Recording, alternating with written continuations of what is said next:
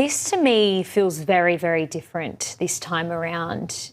And there is no point of surrendering at the moment. That's what it seems, that people are not backing down there. Is that the feeling that you're getting too? Yes, this feels really different.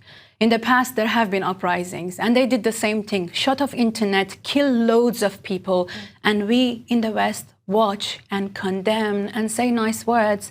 And then everybody goes back to their lives with everyone died for no reason. But this time, we have governments speaking up all around the world, but President Trump specifically. We finally have a leader who stepped in and said, I'm going to help you transit from this government to a secular one. Crown Prince Reza Pahlavi. We never had that. He's the only opposition who actually stepped in and said, I'm here. He called people to go to protests, and millions went out after his calling. You've got, as you said, I just want to pick up on the point there about the US saying that it stands ready to help here. You've got people in the area begging for help from President Trump too. What kind of form do you think that will look like from the US? You know that we cannot predict him. President Trump, it's very hard to say what he's going to do, but he did promise, and he comes off as a man who's a man of his word. We've seen that in the past, that if he says he's going to do something, he will. And he said 6 or 7 times in the past week that if you don't stop shooting the protesters who are only protesting their basic human lives, I'm going to come for you. And he said it in the past 24 hours that he's going to do it. He's going to come and support the protesters. Let's remember, these people in Iran, they're fighting an ideology. They're fighting not only their own fight, the same ideology that leaks out and infects the West. Recently, Australian government has put the Islamic Republic Guard Corps, IRGC, in a terrorist list. Why do you think that is? Because of the terrorist activities they had in the country. So they're a danger to you here too. And just by putting them on a list, they're not going to go away. They're already here. They have children here.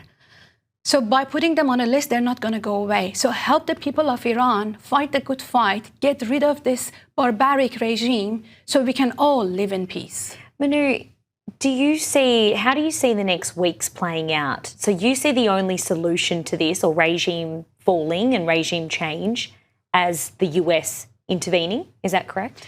People in Iran are asking for help. Whoever I talked to yesterday, they said, listen, we are still protesting, but less. Because 12,000 died in the past 3-4 days.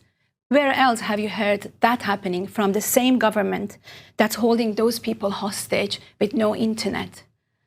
And they're asking for help. And they said, we thought help's going to come. And they still are hopeful. And these people are facing machine guns with bare hands.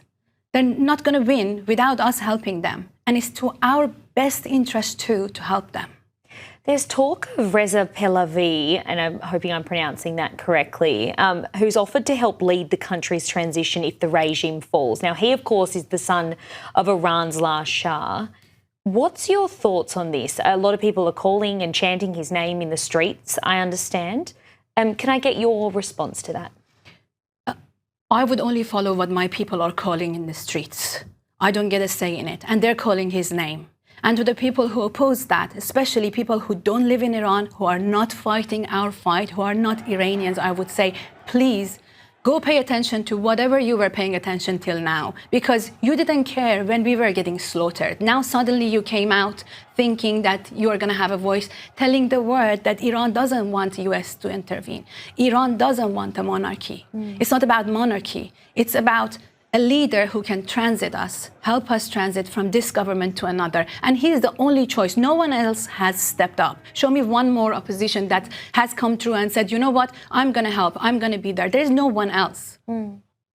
There's been this imposed weight of repression, people deprived of their fundamental freedoms. And as I said before, there is no surrender in sight. Thank you very much. We'll leave it there for today. I really appreciate your time. Thanks for having me. We'll speak to you soon. Cheers, Thank you. Of course.